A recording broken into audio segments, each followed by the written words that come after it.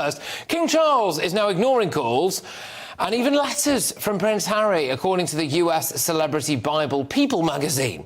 The Duke of Sussex is apparently completely out of the loop when it comes to his own father's health and cancer treatment, and apparently found out about the King's recent hospital stay via the media.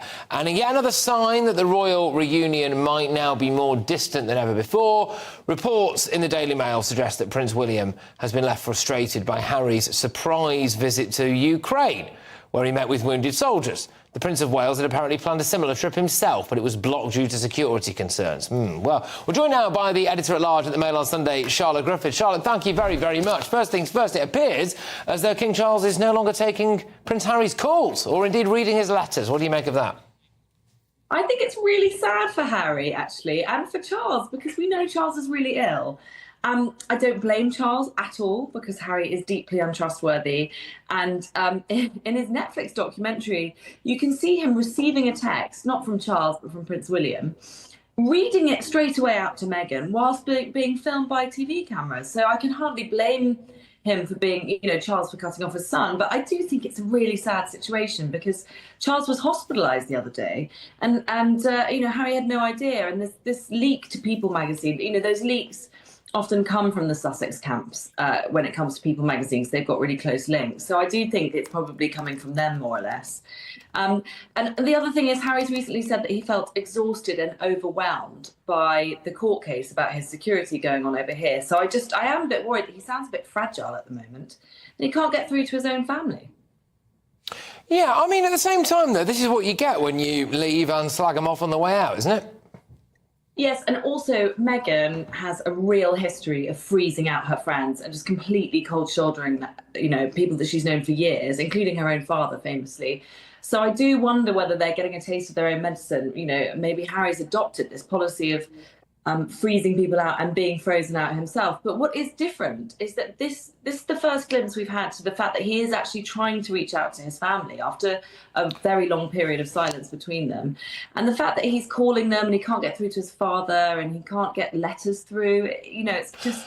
I do wonder, I get what you're saying just from a purely family perspective, Charlotte, don't get me wrong, it is very sad. But I suppose from the King's perspective and maybe Prince William's perspective as well, they just don't know if they take one of those calls. Is there a Netflix camera crew at the other end of it? No, exactly. Like I said, I couldn't believe it when I watched that Netflix documentary, and you can see Harry get a message from his brother, show it to Meghan, who then reacted in front of a camera. I would never send a message to him again if I thought there was a risk of that. And the other thing for Charles is there's a risk that the Ravek appeal that's going on actually could fall apart, because if Harry tries to lobby his father privately, that will actually really badly affect this appeal, this court case. So, and we don't know how long that's going to go on for. That's the other thing. It's already rattled on for 3 years. I don't think they'll get back in touch until that appeal, reaches its conclusion. We don't know how long it will take, if at all. I actually think Charles will deliberately freeze him out until after that court case. Gosh, well, watch this space. It's not just a legal case. It's a fight for a man's life, for a father's right to protect his children, for a husband's mission to keep his family safe. Prince Harry, our Duke of Sussex, is once again forced to stand in a courtroom, not just defending his name, but defending his very right to be safe in the country of his birth. And why? Because the establishment, the same cold institution that has tried for years to crush his spirit, is now trying to deny him something as basic and humane as security for his wife and children. This isn't about privilege, this isn't about power, this is about protection, this is about responsibility. And most of all, this is about the legacy of a mother who died because that same establishment failed to protect her from a vicious and unrelenting media circus. Prince Harry is not just cautiously optimistic, he is courageously determined. Determined to do what any decent, loving father would do, make sure that his children, Prince Archie and Princess Lilibet, can visit their father's homeland without fear, without being targeted, without being left vulnerable to the very dangers that took his mother away from him when he was just a boy. Let's talk about what came out in court. The UK Home Office stripped Harry of his automatic police protection back in 2020 when he and Meghan stepped back from royal duties. But here's the kicker. No formal risk assessment was even done when that decision was made. That's right. No R&B analysis, no comprehensive review of the actual threats, just a cold bureaucratic committee, Ravek, deciding they'd play it by ear and give him protection case by case, as if his life and the lives of his wife and children were just items on a checklist. And now, 3 years later, we learn in court that Harry still hasn't been given the critical analysis that should have formed the backbone of any such decision. His legal team is right.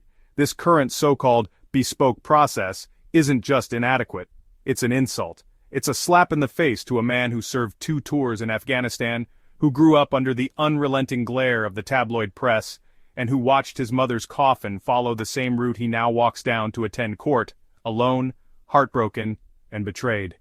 His lawyer, Fatima, didn't mince words.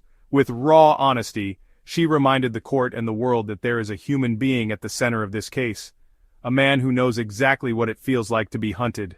A man who has had to fight every single day for the dignity and safety of his family, all while being vilified by a press machine that feeds on division, racism, and outright lies. And let's not forget, the only reason Harry is even in this situation is because he dared to choose love and truth over silence and complicity. He and Meghan made the brave, necessary choice to step away from a toxic system that did not and still does not value their lives. They left behind the gilded cage because they refused to sacrifice their mental health, their marriage, or the well-being of their children.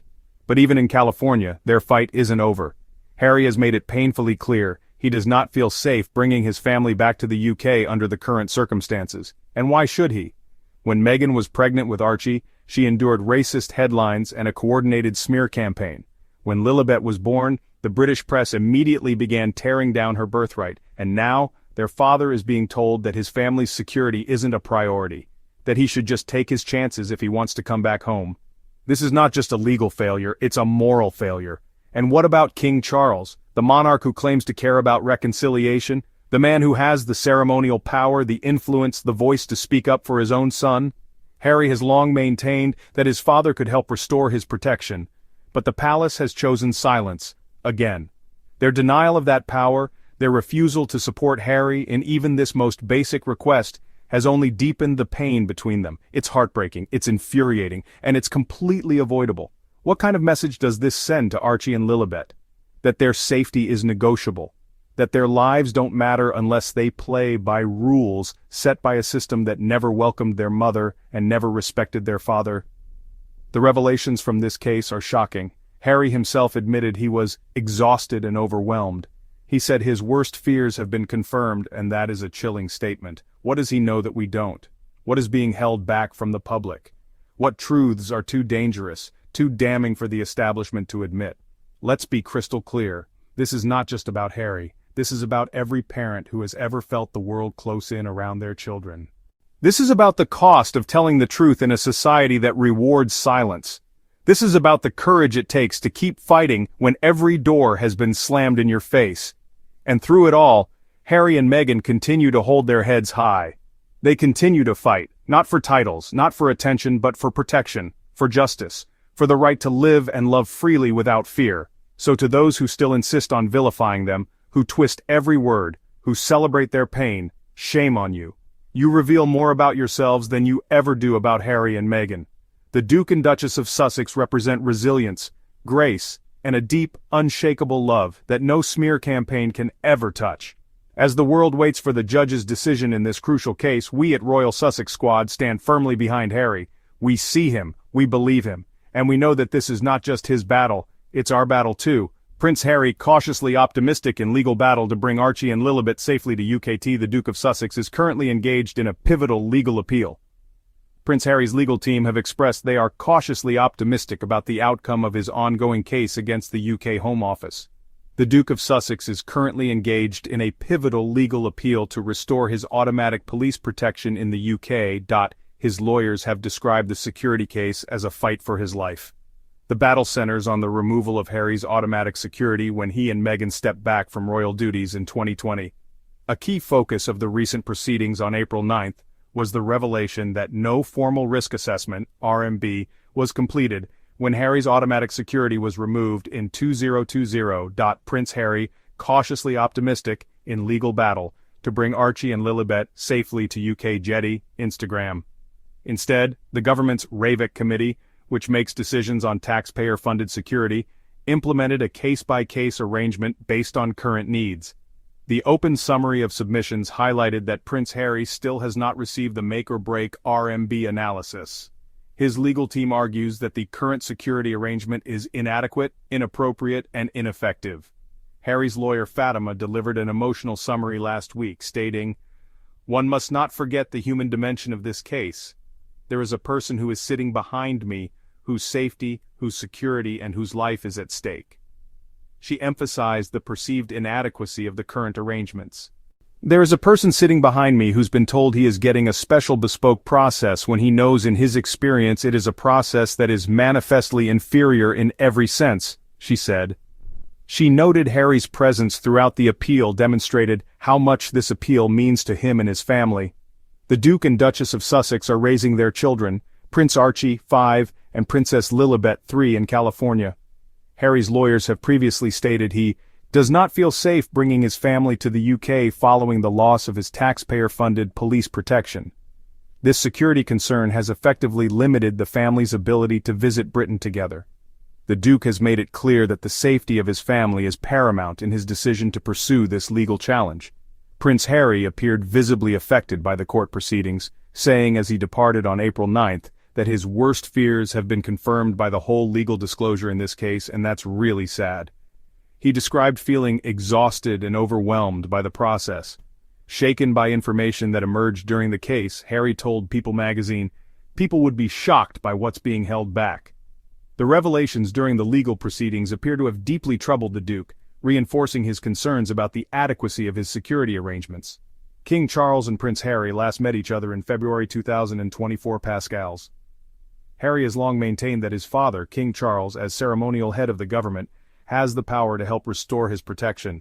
The palace denies this principle, which has reportedly exacerbated the distance between father and son. A ruling on the case is expected in the coming weeks. A source close to Harry's legal team told People magazine they were cautiously optimistic about the outcome. The decision will be pivotal in determining whether the Duke can safely bring his family to visit the UK in future. Let's continue to support him, to uplift him, and to make it clear that love always wins. If you believe in what we're doing here, if you believe in justice, in truth, and in the power of standing up to bullies, make sure you subscribe, hit that notification bell, and drop a super thanks to help us keep this message alive. Harry is not alone, Meghan is not alone, and together, neither are we.